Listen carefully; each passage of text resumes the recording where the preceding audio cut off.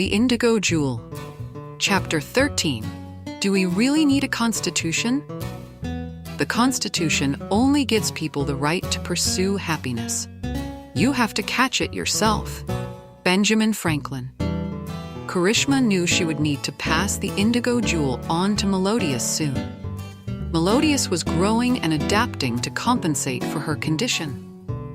There was one thing Karishma wanted to finish first, and she needed her connection to the jewel to complete it. Antarctica had been running on the goodwill of its citizens for far too long. Many believed they needed a constitution, a codification of their beliefs as a nation. The Congress she was a member of had debated the question many times. She was even on the committee overseeing development of a constitution, but it had never come to a vote. She had many conversations about this topic with her grandmothers. Who else would she talk with about something so important? The grandmothers had lived in different time periods and had many diverse insights, but they were not sure what to say on this topic. This was outside their experience. They kept coming back to one thought. Maybe the Oracle could help devise a constitution that would keep the country safe in the future and provide a framework for handling questions of law. To this end, they decided to attempt to contact her and request help. Now, the Oracle is not a genie one can summon by rubbing a lamp. She spoke in moments of crisis and uncertainty to provide a safe path forward. She had spoken with Nancy thousands of years ago and encouraged her to pass the Indigo Jewel on to her daughter. She spoke with Crescente when she was in fear for her life and guided her to safety. Karishma requested a meeting with all the grandmothers to discuss the Constitution question. Thank you for taking the time to meet with me today.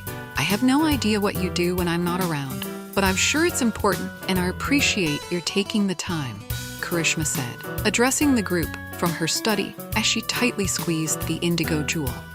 We are happy to meet with you anytime, Sophia responded. We have studied the many versions of a constitution your committee has drafted.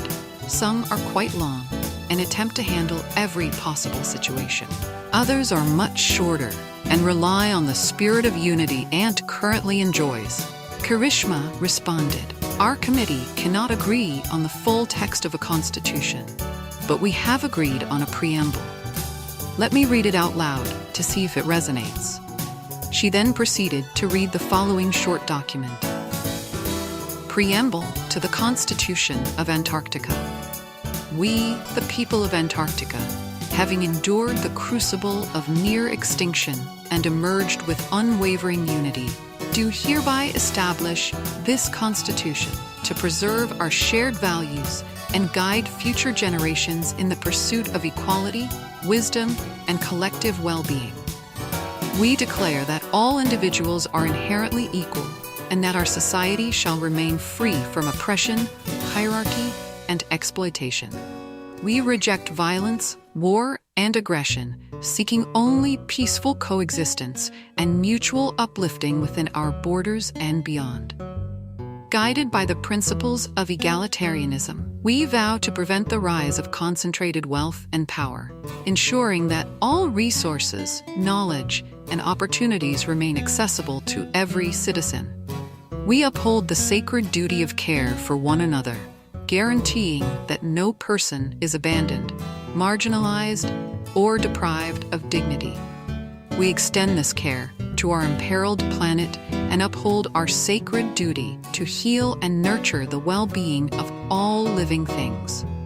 Recognizing the transformative power of science and technology, we commit to wielding them responsibly, ensuring they serve the common good without harm or recklessness. We establish this Constitution not as a rigid decree, but as a rallying cry for ourselves and our world, one that evolves with wisdom, adapts to the needs of all living creatures, and remains rooted in our unwavering commitment to care and sustainability. With trust in the strength of our unity and the wisdom of future generations, we dedicate ourselves to the stewardship of our world and the protection of our values, now and forever. When Karishma finished reading the preamble, there was a long silence. To many of the grandmothers, it sounded like an impossible dream. To others, it was everything they ever wanted.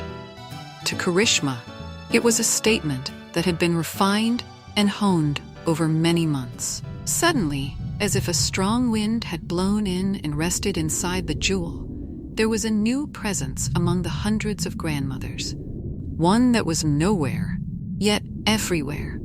One that was older and wiser than anyone could imagine. She spoke in words that seemed to come from all directions. And when she spoke, it was with authority, grandeur, and infinite understanding. I have existed for 5 million of your Earth years. In that time, I have seen civilizations consumed by hate and fear. I have seen civilizations that glorified grand ideals, yet enslaved their own people. I have seen civilizations completely destroy themselves. But I have never seen a culture before that extends so much empathy to the simple creatures they share the planet with. Your mission statement is unparalleled in the history of sentient beings.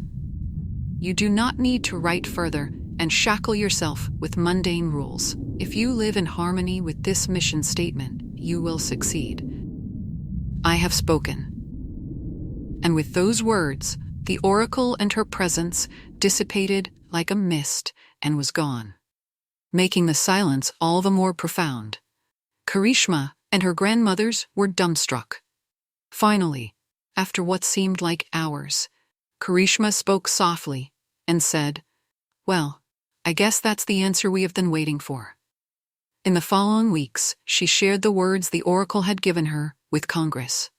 She was careful not to divulge their source or imply that some alien being had conveyed the thoughts to her. They would not understand, so she presented them as an idea they should consider. The other members of Congress were overjoyed. The committee changed the wording from a preamble to a mission statement and voted on it. It passed overwhelmingly and became the foundation for the laws of their country.